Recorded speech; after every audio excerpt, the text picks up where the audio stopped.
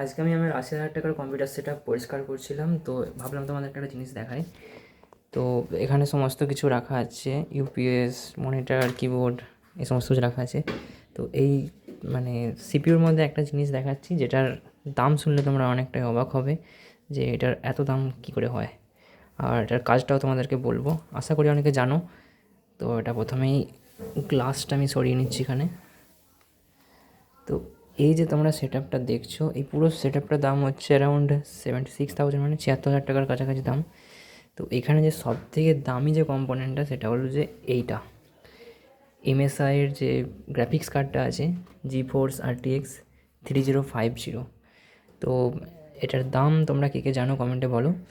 তো এটা হচ্ছে সব থেকে দামি কম্পোনেন্ট এই মানে পুরো সেট আপটার মধ্যে। মানে এগুলো অত দাম না, এগুলো খুব কম দাম, তার মধ্যে এটা সব থেকে বেশি দাম।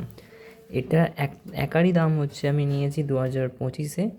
তো এটার দাম হচ্ছে 23,000 টাকার কাছাকাছি এটার দাম একার। এটা মানে মেনলি কাজে লাগে, আমি ভিডিও এডিটিং করি, সেই জন্য মানে 4K ভিডিও বলো, মানে যত হাইয়েস্ট কোয়ালিটির ভিডিও আছে, 4K ভিডিও বলো, এই সমস্ত ভিডিওগুলো মানে এডিট করতে এবং রেন্ডার করতে, মানে সেভ করতে খুব ইজি হয়, মানে খুব তাড়াতাড়ি হয়ে যায় কাজটা। আর এটা না থাকলে মানে তুমি কম্পিউটারের মধ্যে ভিডিও এডিট করাটা বা এই ধরনের যে কাজগুলো আছে, মানে হাই ফাই লেভেলের যে কাজগুলো আছে, সেগুলো করতেই পারবে না। তো এই পুরো সেট আপটার কী কী স্পেসিফিকেশান আছে, কী কী মানে এর মধ্যে দেওয়া আছে, কত জিবি র্যাম আছে, না কী সমস্ত কিছু আছে, এগুলো যদি জানতে চাও তোমরা তো নিচে কমেন্টে জানাও, তা আমি তোমাদেরকে দেখাবো।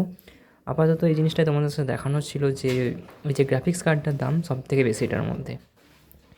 তো এরকম ভিডিও দেখার হলে কমেন্ট করে জানাও, আমি বানাবো।